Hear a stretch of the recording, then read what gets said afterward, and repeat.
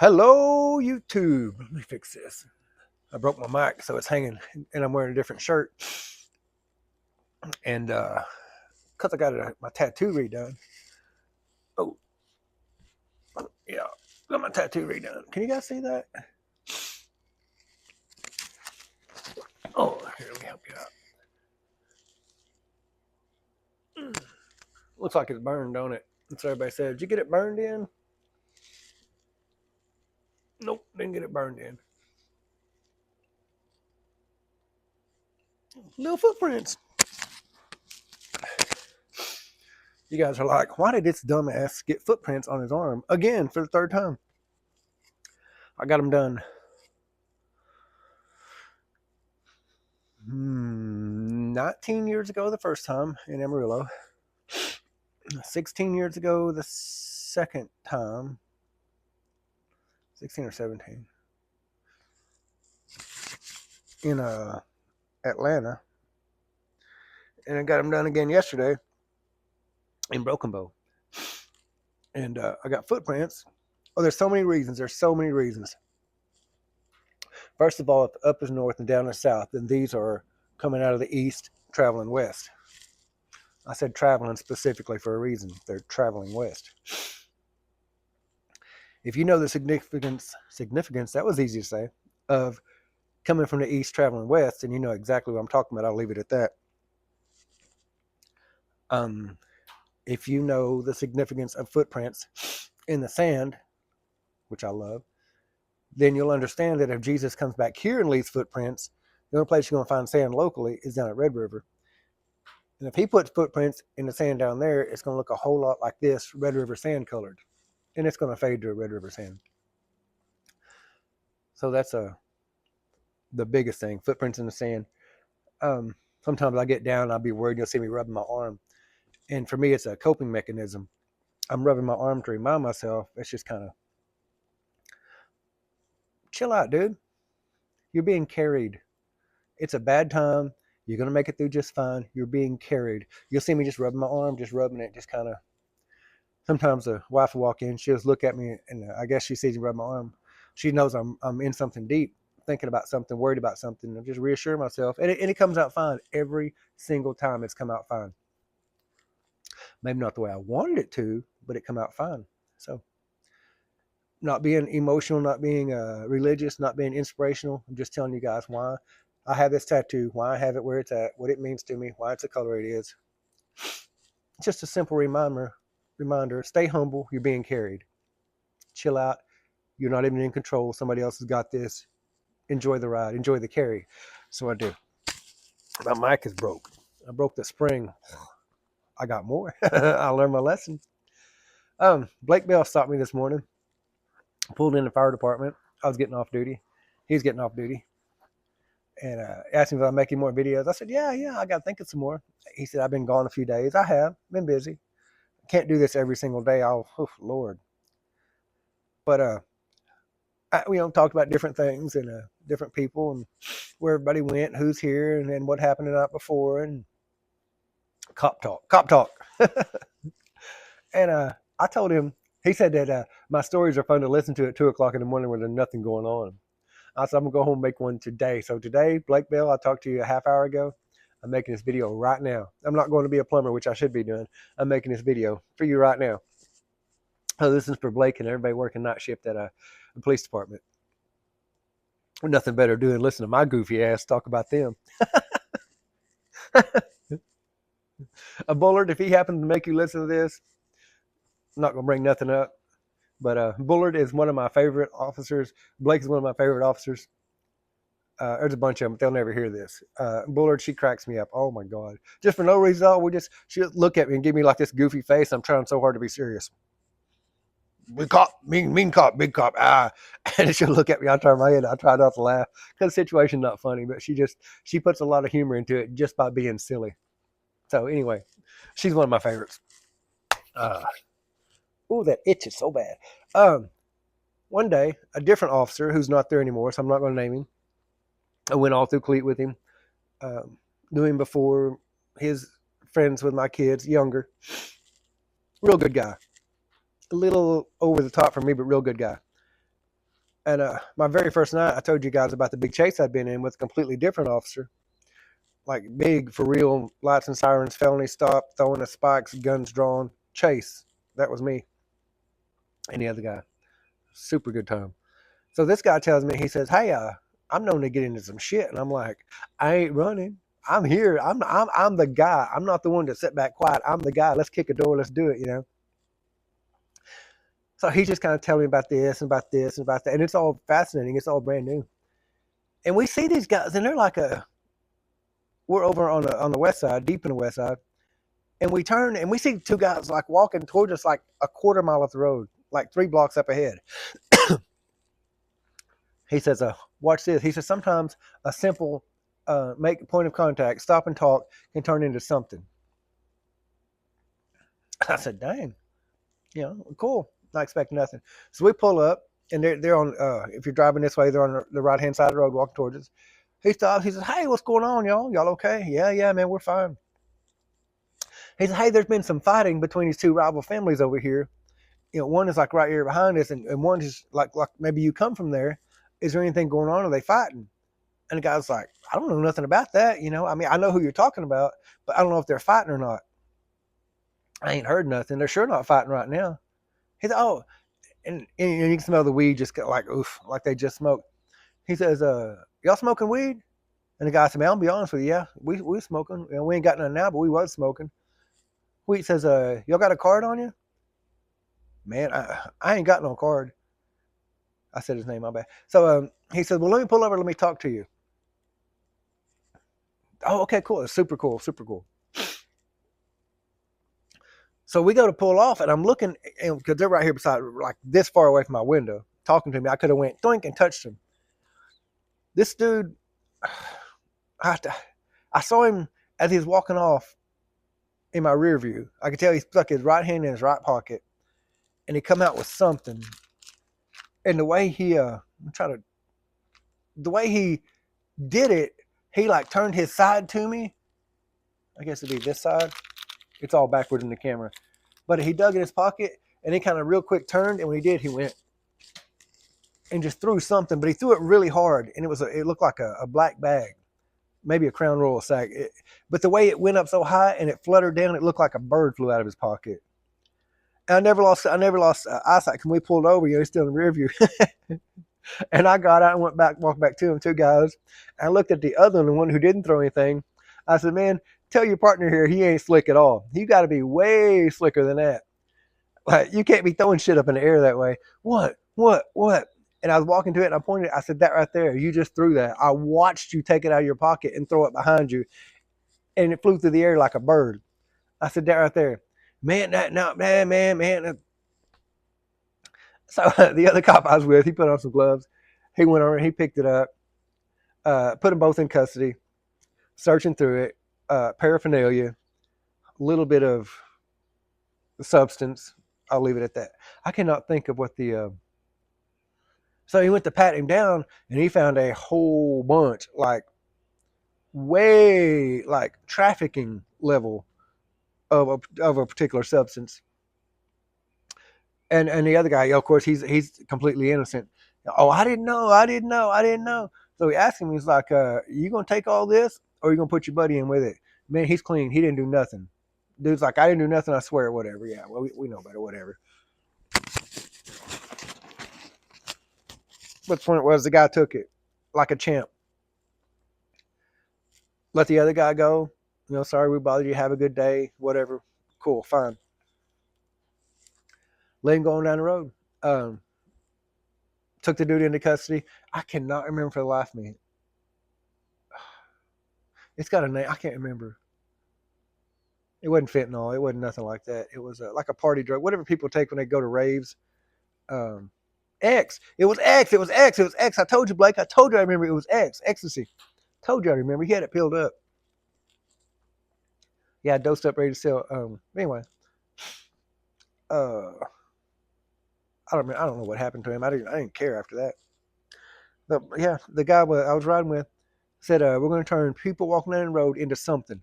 That's exactly what happened. He was 100% legit for doing it. It was a real good bust. 100% legit. What else? Oh, I'll tell you about another officer. Today's my cop day. This dude's been gone a long, long, long time. I still talk to him. I was at the fire department, and we had got a wreck, a call for a wreck right on Van Buren, um, probably between Hugo and whatever's just past the little corner mark there. It was right beside Briarcliff. The girls was coming towards town, and the dude, he was from Clarksville. He was drunk.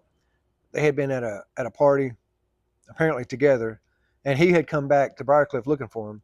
But anyway, he saw him coming this way to Briarcliff. He was coming this way, so he just smacked him. Like half of his car smacked half of their car, driver's side, driver's side. The driver was fine. The driver jumped out. This driver that caused the wreck jumped out, went to Briarcliff, was milling around. Great, huge, big dude, like 6'6", big, big, big dude. So the passenger, his ex-girlfriend, she was messed up, like drunk messed up. She wasn't like hurt messed up.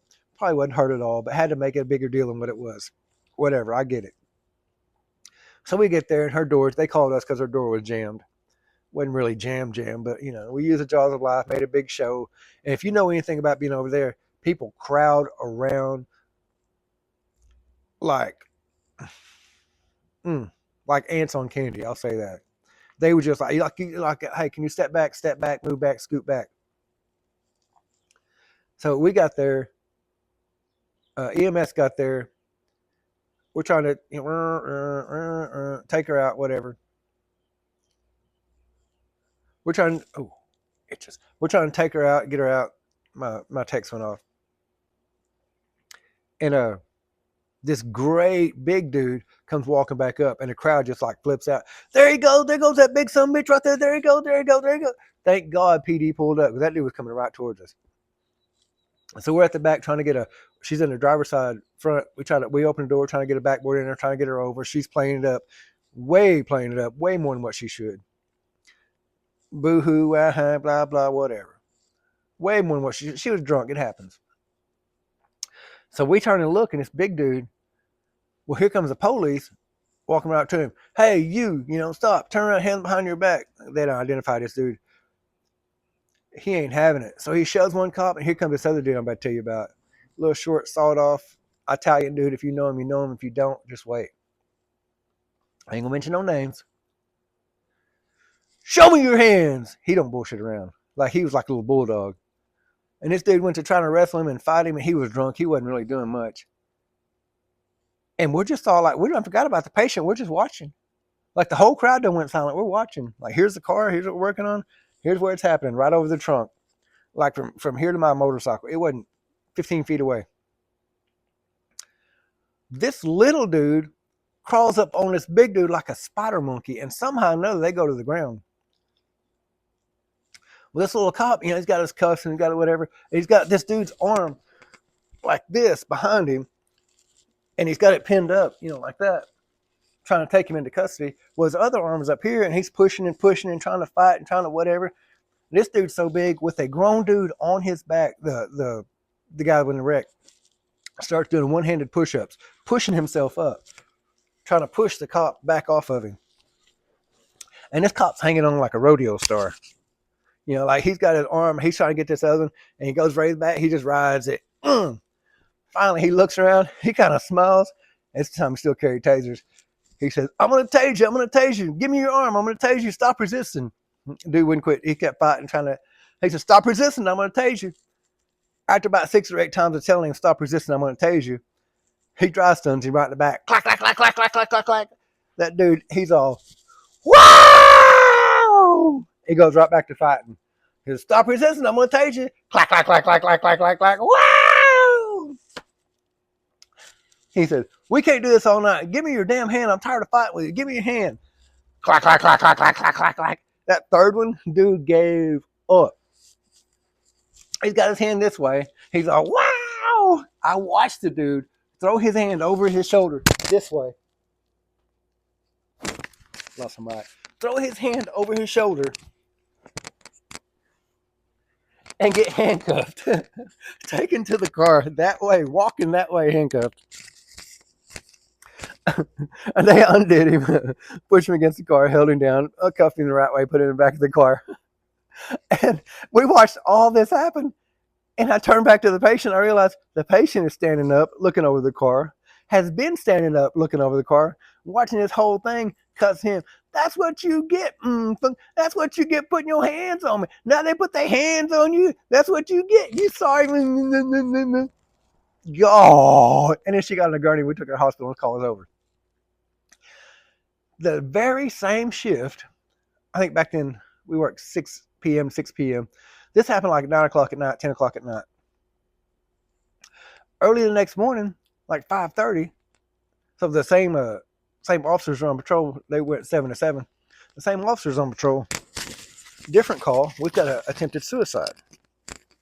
Old girl had cut her wrist, and I'm not gonna. If you're watching this and you don't know how to cut your wrist, I'm not gonna tell you how.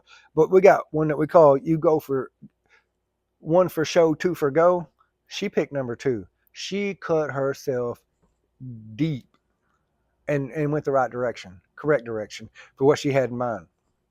Not gonna get into that. Holy cow. So we come busting in, and police get there same time as us. And I've already told you about these tasers they carry. So apparently her and the boyfriend's fighting because the boyfriend did not want us coming in this particular house. And we're like, bro, it's suicide. There's nothing you can do. We're the fire department. We don't need a warrant. We can hear her screaming back there. That's all we need to enter this house. EMS, whatever. We're not like the police. So move your ass. We're coming in. Okay, y'all can come in. But not the police. It was too late. Police already in. Y'all can come in. Boom, the door. Here we go. He got out of the way. Well, the way, it's like you go into the front door. There's a door to your left that goes into a hallway. And then a door in front of you that goes into the dining room kitchen. Well, if you go to the left and go up the hallway, there's a door that goes into a bedroom. If you go into the kitchen to the left, there's another door that goes in the same bedroom. So this dude goes we're going this way to the kitchen, and we're going to turn left to go into the bedroom where this girl is at. He goes up the hallway and jerks the door open, trying to get to the girl before we do. And this dog comes out of this to our left. And now the dog is like coming up behind us. As we break the threshold of this kitchen door, I'm between the cop and the dog that just came out. The same cop I just told you that had tasered the dude the night before turned and looked, threw his arm this way, pushed me back, and in one motion, it was just, in one motion, I didn't know what was going on behind me. I'd heard the dog, but I didn't see it. That quick it happened. Threw his arm up, pointed the taser, pulled the trigger, and I'm looking this way, and as he pushes me back, I'm turning as fast as I can turn my head to see what's going on, and I watch the coils, because they're traveling at the speed they're traveling, and my eyes and my head turning at this speed. I watched them unravel in front of me, slowly. Just that quick it happened. And I saw him hit this dog right here. I hope it ain't muffled. Hit this dog right here and in the hip. I've never seen a dog in my life get tased till then. This dog made a sound. Shit all over the place instantly. Just shit come flying out of him. Fell over on the ground. And this dude's walking up on him, just cooking this dog with a taser. Get your dog, get your dog, get your dog. This dude hollers, goes grabbing this dog. Now he's mad. He tries to come at him again. He hits him again, and the dude's got a hold of the taser, the wires or something. Maybe he's got a hold of the barbs. I don't know what he's got, but he's holding the dog trying to get out of the arm. Like he scooped him up, dog trying to bite. He hits him again, and it hits the dude too. The dude throws the dog and falls back. The dog takes off running into the bedroom, and dude just kind of lays there. He don't say shit to nobody. So we go in, we treat the girl, EMS takes her, and we go back. There's a little cartridge clip thing that these things hang on, and apparently the dude, whenever he threw the dog, he held on. So these wires are laying there. They're little bitty, teeny copper wires, and they're coiled up like a slinky. I kept them things forever in my locker. I just picked them up, wrapped them up. Nobody's going to use them. Nobody cares. I stuck in my bunker coat. I kept them forever as a memory. Oh my God. I think we was cleaning out lockers one day and somebody threw it away, whatever. Oh my God, that was so funny. Same guy. Oh, same guy got shoved through a 16-inch or 16-inch 2x4. They're 16 inches apart. He got shoved through the middle of those through through a wall, through the little old gap. This dude's way bigger than 16 inches. 16 inches ain't like that. I could fit through 16 inches maybe. This dude couldn't. He got shoved through 16 inches, through a sheetrock wall, 16 inches, and still wound up whipping a dude. Still wound up whipping a dude. Got him in control, got him handcuffed. Yeah, he knows who he is. I'll tag him one of these days, let him see this. He's a certified card carrying badass, is what I'm going to tell you. If you know, you know. All right, 21 minutes. That's a long one. I got to go to work, you guys. See ya.